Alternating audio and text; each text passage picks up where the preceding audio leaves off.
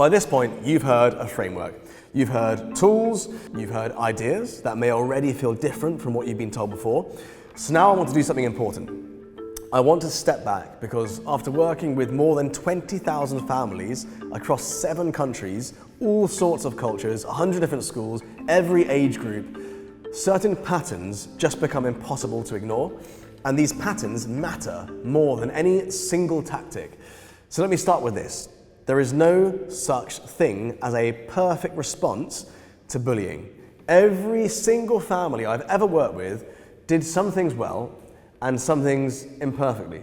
What mattered was not perfection, what mattered was direction. The families whose children came through bullying stronger shared a few things in common.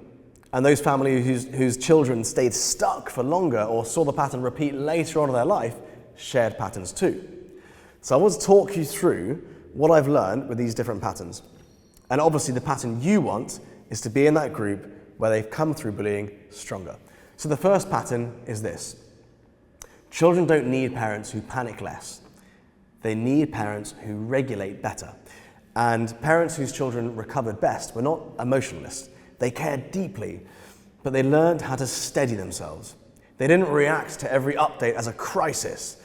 They didn't interrogate their child daily. They didn't replay the story endlessly. Instead, they became anchors. Their presence said, "This is hard, and we can handle it." That calm becomes contagious. The second pattern is this. Children who were trained not just talked to, they changed faster. The families who saw this real shift were the ones who practiced the posture daily, rehearsed responses, who role-played regularly, who focused on repetition. They didn't wait for motivation, they built habits. And over time, something subtle started to happen. The child who was going through bullying stopped anticipating bullying. And anticipation is what keeps the nervous system stuck in threat mode. When anticipation dropped, confidence had a chance to grow, to rise. Now the third pattern is this. Children who had at least one strong external environment recovered faster. I can't overstate this. When a child had one place they felt competent, one place they felt respected, one place they could progress visibly, the entire identity stabilized. School stopped being the only mirror that they saw themselves through. And that really gave room for your child to breathe. Let me share a few real stories with you. Not to shock you, but I want to ground all of this. What we're dealing with is a highly emotive, challenging subject for all parents. And I can completely empathize with what you're going through. I worked with a family whose child had been excluded socially for nearly 2 years. Not physical bullying, but no obvious insults, just this quiet rejection that was going on. Birthday parties stopped, group chats went silent, playground circles closed. The parents were obviously devastated. They tried everything they could. They arranged play dates, they tried speaking to teachers, they encouraged friendships, but nothing stuck. When we started working together, the first thing that we did was we stopped chasing inclusion. Instead, we focused on identity. We focused on posture. We focused on voice, on boundaries. One external environment where the child could grow without social pressure. And within months, the dynamic shifted. Not because the group suddenly became kinder, but because the child no longer needed them. And that independence changed how others responded. I'll tell you about another case now. Now, this case involved a teenager who had been physically intimidated for years. They moved schools twice. Anxiety was obviously rising year after year, and confidence was simply collapsing. Everyone thought the solution here was just removal. What actually worked was training perception, building physical presence, rehearsing responses, and restoring agency. The bullying stopped, not immediately, but permanently, because the teenager no longer fit the role of the victim of bullying. So here's another pattern that parents don't expect. The families who struggle the most were often the most well-intentioned. They advocated fiercely, they protected constantly, they monitored really, really closely, but they were unintentionally communicating that the world is dangerous and you can't handle it without me. That message weakened their child's confidence, even though it was wrapped in love.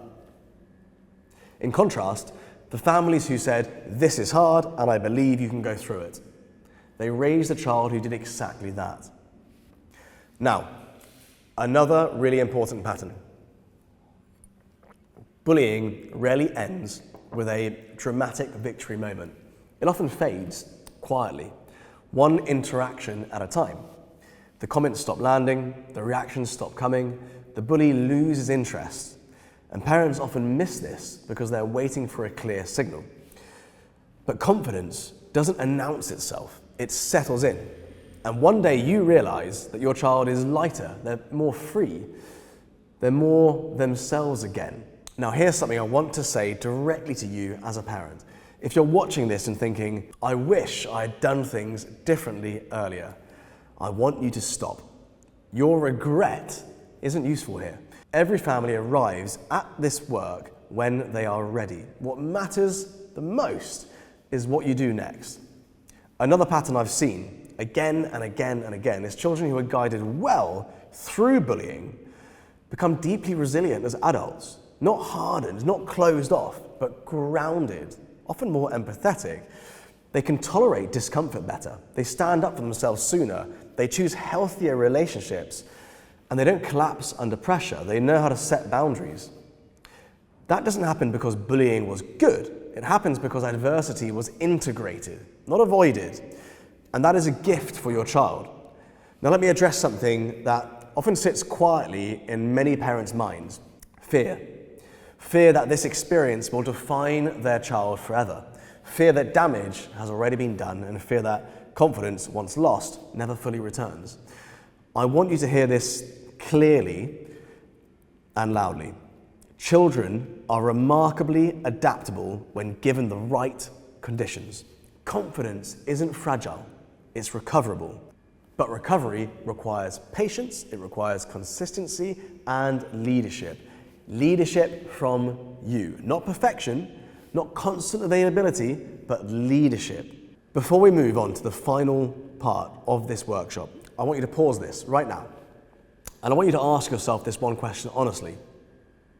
Which one thing, what is the one thing I've learned today or from this entire workshop that I didn't know before? Name that thing.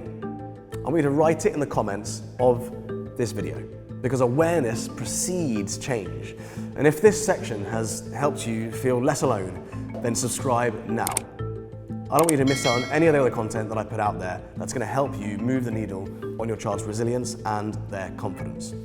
Now, in the final section of this workshop, I'm going to bring everything together. I'm not going to sell you anything, there's no pressure, just clarity and reassurance of what I want you to carry forward from this conversation as a parent. We're almost there, let's get cracking. I just released a full no fluff workshop breaking down everything I know about bullying, the uncomfortable truths, the mistakes that parents make, and the exact 6-step system that has helped thousands of children transition through bullying, the stuff that actually works. So, if your child is being bullied, or you want to make sure they never become a victim of bullying, then watch the full video. Make sure you subscribe, because this is the work that changes your child's life.